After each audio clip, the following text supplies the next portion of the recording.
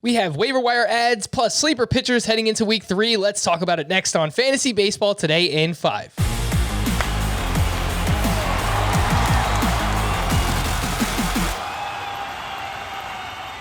Welcome into FBT in 5, a podcast that gets you caught up fast on the fantasy news and advice that you need to know. Follow and stream us on Spotify and anywhere else podcasts are found. Today is Friday, April 9th. I am Frank Stanfield, joined by Scott White. And we have to start with who? The Yerminator. Yermin Mercedes. Can't stop, won't stop. 59% rostered. He hit a 480-foot home run. Scott, what should this roster percentage be? Is he a must-add? I think we're about to that point. If you play anywhere but ESPN, he's DH only. On ESPN, he's catcher eligible, so that makes it a lot easier to add him. But DH only, obviously he might be blocked for you by Yordan Alvarez or Giancarlo Stanton, JD Martinez, Nelson Cruz. Obviously half the league has an immovable player in that DH spot, and that limits who can really make use of Mercedes. But somebody in your league could, because he's showing big time power. He struck out only 3 times and had great plate discipline over his minor league career. I'm getting the sense he's not going anywhere. He's not just a 1 week flash in the pan. Certainly it's worth taking the shot in case he isn't at this point. I'll just ask you a few names if you would drop these hitters for Yermin Mercedes, Scott. Andrew Vaughn, would you do it? I don't think I would, except in the shallowest of leagues where you just can't afford to stick Vaughn on your bench. How about CJ Cron? Would you drop him for Mercedes? Lean a no on that one too. How about Bobby Dahlbeck?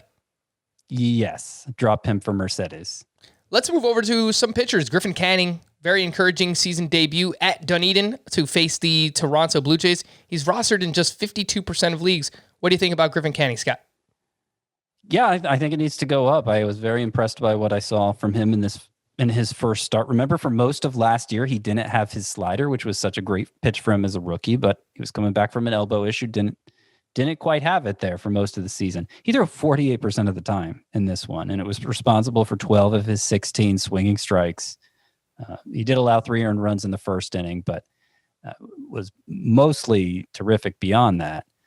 And I think there's a lot of bat missing potential, especially if he's going to feature the slider like that. He's at Kansas City this upcoming week, so you could call him a potential sleeper pitcher. And another thing I liked from Griffin Canning in his debut, the fastball velocity was up nearly back to where it was in 2019. Canning dealt with some arm issues last year in 2020, so it's good to see that velocity back up. Scott, would you drop 3 names? Marco Gonzalez, Jake Arrieta, Brad Keller for Griffin Canning? Certainly Arrieta and Keller. I think probably Gonzalez too. I suspect he'll be usable for most of the year, but I think you can get away with dropping him as bad as his first 2 starts were. All right, let's get people ready for week 3. For some, it might be actually week 2 that they're heading into if you played that long first week in fantasy baseball, but some 2-star pitchers that you're looking at heading into next week, Scott. So Nathan Eovaldi, I like a lot, but not great matchups, but I just think he's a good pitcher. Casey Mize, again, the matchups aren't great. Most of the 2-star pitchers this week are true studs, so there aren't as many advisable sleepers. But if you need extra, you need the volume there. I mean, even Kyle Gibson, he's only 16% rostered, but coming off a great start at Tampa Bay versus Baltimore. Those are pretty good matchups. Another name that I would look at just in deeper leagues, Dane Dunning. I like the debut that he made. He's at Tampa Bay. He's versus Baltimore, only 30% rostered. Not saying you have to do it in a 12-team league, but anything deeper than that, I do like the matchups quite a bit for Dane Dunning. Scott, how about a few single-star pitchers you're targeting for week 3? So Drew Smyly actually went 6 innings in his first start for the Braves. I did not expect that. He's at the Cubs. I think that's a fine choice. Carlos Rodon at Boston.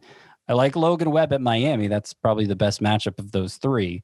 His first start was so-so. We'll see the second start over the weekend. It might determine whether I actually use Logan Webb at Miami, but I like it in theory.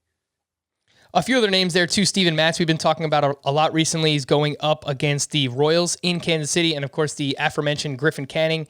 Don't mind that matchup. The Royals offense has been a little bit inconsistent here so far to start the season. For more extensive fantasy baseball coverage, listen to the Fantasy Baseball Today podcast on Spotify, Apple Podcasts, Stitcher, your smart speakers, or anywhere else podcasts are found. And thanks for listening to Fantasy Baseball Today in 5. If you enjoyed the podcast, please leave a 5-star review on Apple. We'll be back again on Monday morning. Bye-bye.